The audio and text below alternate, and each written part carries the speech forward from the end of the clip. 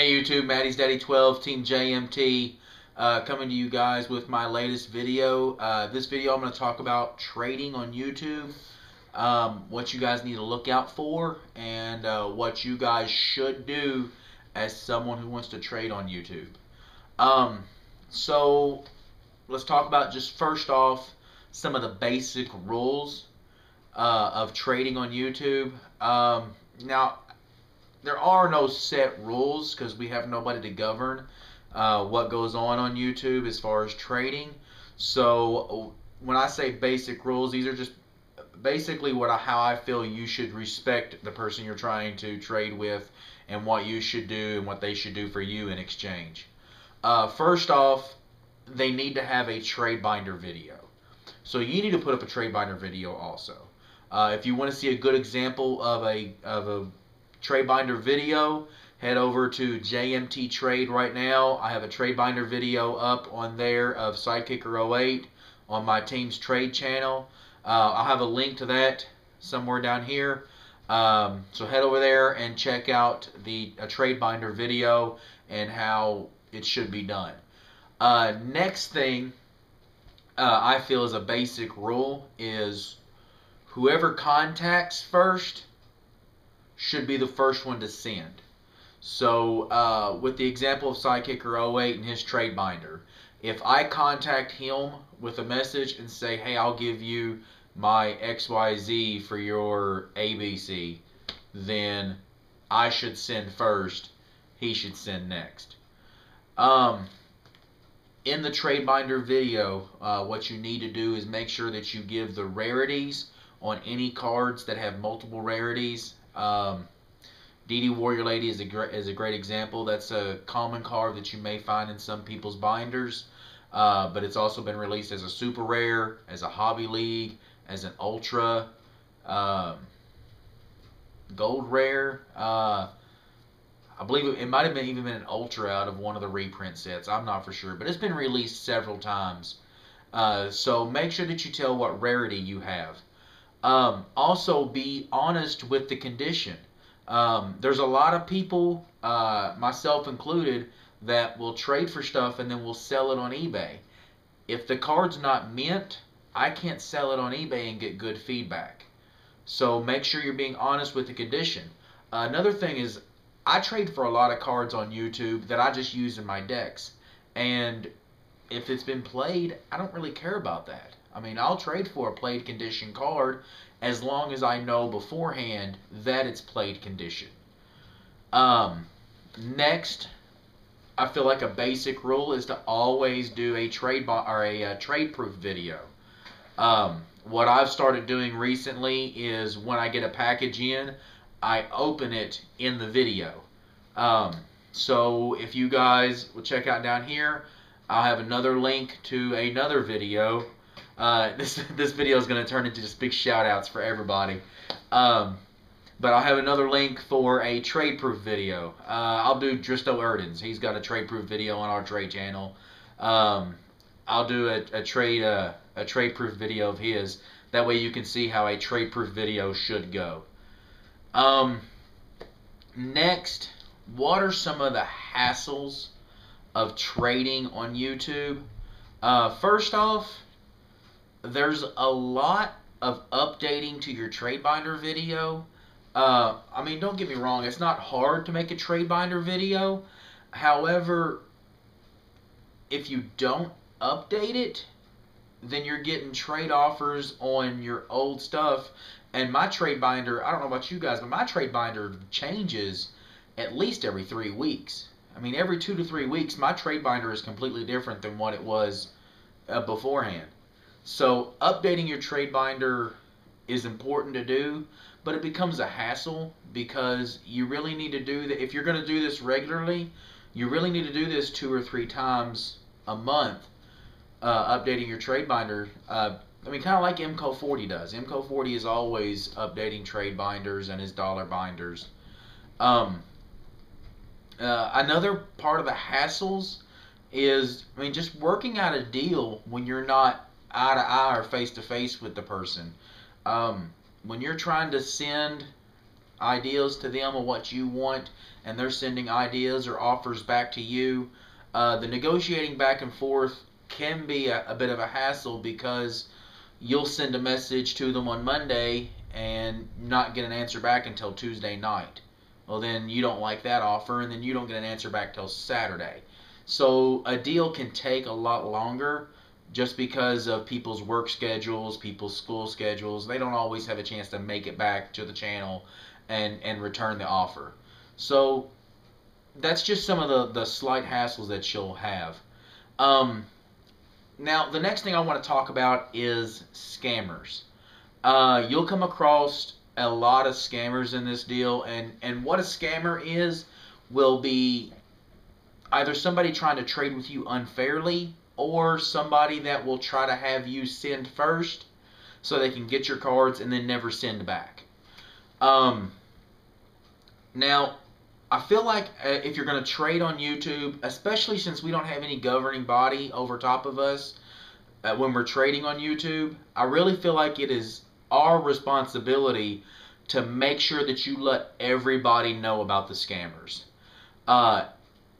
If you do this, one of the great ways to do this, I'm going to have another link somewhere around here. Go to GHopper85.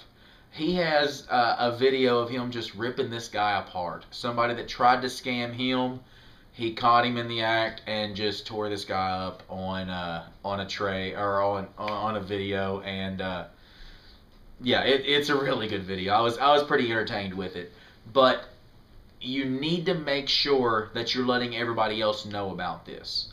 The reason I say that is because you want to watch for unusual things when you're making a trade with somebody. If somebody comes to you with an offer and says, I'm going to give you my cards for your cards, but you're going to send first, that should be red flag number one.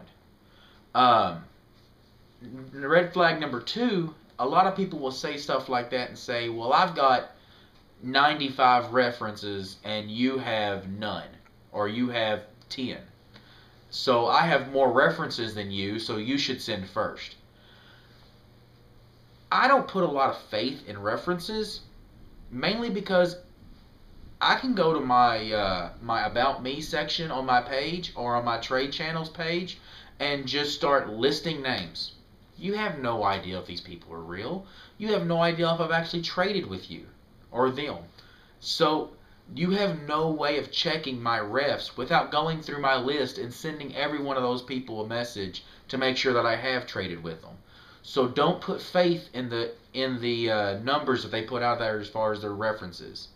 And the reason I say it's important to do trade proof videos and scammer alert videos is because if somebody comes to you and says, I have 95 refs, you can say, okay, go to your computer, type in their name in the search bar, and if they do have 95 references, then at some point in those 95 trades, somebody's done a trade proof video.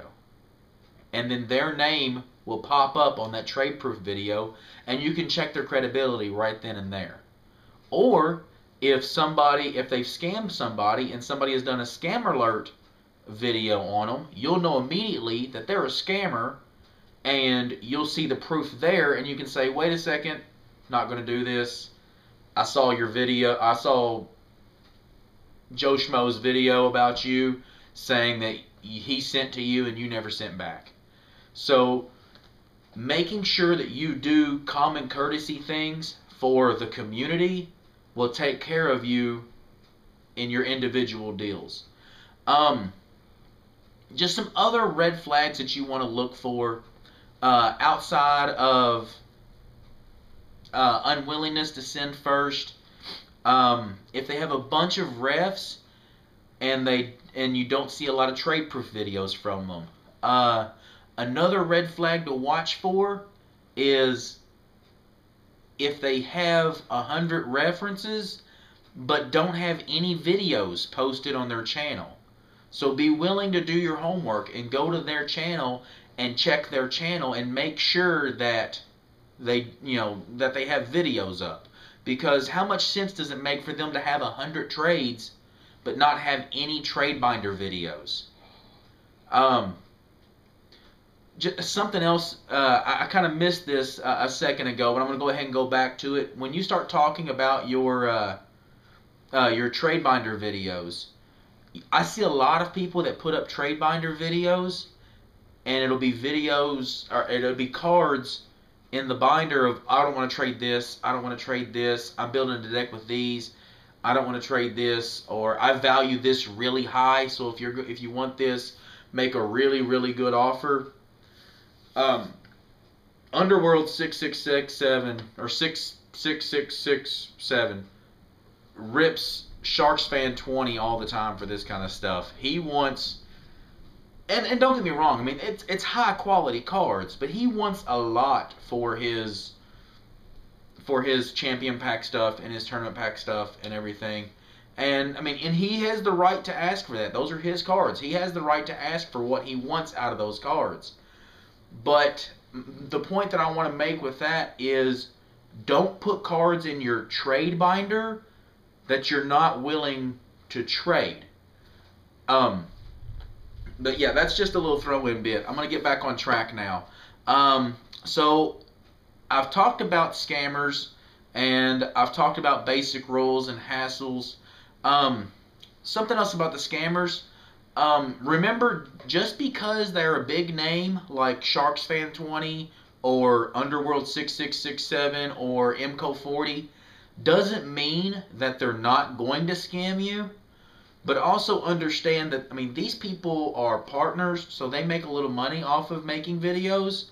So if they start having problems with people, you know, saying that they're scamming them out of cards and cheating them out of cards, they stand a little bit more of a risk of losing stuff than what we do, mainly revenue from their channels. So keep that in mind, that you're not always safe trading with a big name like MCO 40 or WKDad. Not anything against any of these guys, I'm just throwing out names. But not that you're not safe trading with them, but just keep in mind that just because they're a big name doesn't mean that they also won't scam you. Coming off of the subject of scammers, I'm going to go into mailing and packaging. Mailing, one way that you can protect yourself from being scammed is putting a tracking number on any of your packages you send out. Tracking number is really simple to get. You just go to your post office and say, hey, I have this. I want to mail this to here with a tracking number. No problem. I think it costs me usually between $2 and $2.50. I put tracking numbers on everything that I send out. That way, if somebody says, hey, I didn't get my item, I can put in my tracking number at the USPS.com and say, well, no, I've got proof here where it says that this got delivered to your address on this day or on that day, or it went through a certain checkpoint on this day and it should be there in a couple days. So that's one way in the mailing system that you can protect yourself. The last point that I want to touch on is packaging. Please keep in mind that you can't just throw a bunch of cards into a regular envelope, because the sorting system at the post office, these things get shipped through certain carriers, and if you put a package that's this wide and has 25 cards in it in a chute that's this wide, it's going to get clogged. All those cards are going to get tore apart, and it's bad stuff. I seen a trade proof video from WKDad one time where a package got ripped apart, and he made that exact point. So make sure that you're packaging these things properly. If you're going to send in a regular envelope, a white little envelope, I wouldn't ship more than 1 or 2 cards in that. You ship much more than that, and it's not going to fit through the chutes that the mail is sorted in. One thing that I've started doing, as opposed to using those regular envelopes, is I've started using the bubble wrap mailers. Protects the cards a little bit better. They get sorted a different way. They ship a little differently. I feel like it's a safer way to ship as far as protection is concerned.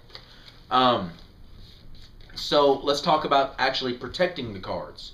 Just putting a card in a Ultra Pro sleeve and sticking it in an envelope doesn't always work. What you want to do, and what I always do now, is a top loader. These things are hard plastic. You can usually fit one in a regular envelope, and it'll protect the cards. The cards won't get bent or anything. In fact, you can put a little piece of tape across the top of it, slip the card in here, put the tape across the top of it, and you're just fine. The card won't go anywhere. I feel like these are really important, and if you want to trade on YouTube, you should really go out and spend the $3 on a 50-pack of these and protect yourself when you're mailing them. That way, also, whenever I get my package, I can't say, oh, well, you said that this Gores was in mint condition, and now it's got a big crease down the back of it, when you didn't say nothing about that. Well, you've got no way of proving that it wasn't. I mean, if it comes to me, just the card dropped in an envelope, or the card in a sleeve dropped in an envelope, it's kind of hard for you to prove that it didn't happen in shipping. However, if you've got it in a hard plastic top loader, it's a little harder for the card to get damaged inside of this than it is in just a regular sleeve. So there you go, guys. That's my thoughts on trading on YouTube. I don't think it's a bad idea. I do it quite often. In fact, I mean, my team has a whole channel dedicated to trading on YouTube. So I feel like it's a tool that you can use to increase your collections. And I feel like it's something that you should do as long as you go through the proper stages to protect yourself. That's the major thing, is make sure that you do the common courtesy stuff with the person you're trying to trade with, and do the proper things to protect yourself. Good packaging, tracking numbers. Tracking numbers is big. And make sure that you do your homework on scammers, and make sure that you're willing to alert other traders about scammers themselves. So there you go, guys. There's my thoughts on trading on YouTube. Make sure you subscribe, comment down below, show us how much you love us.